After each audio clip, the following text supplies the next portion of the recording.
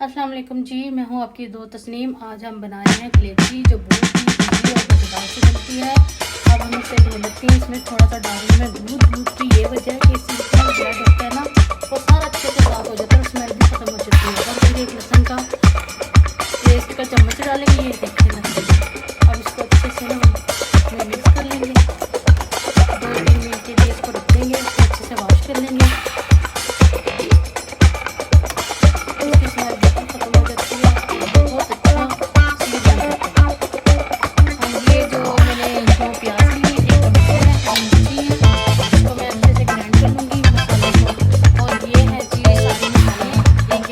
चम्मच ले लिए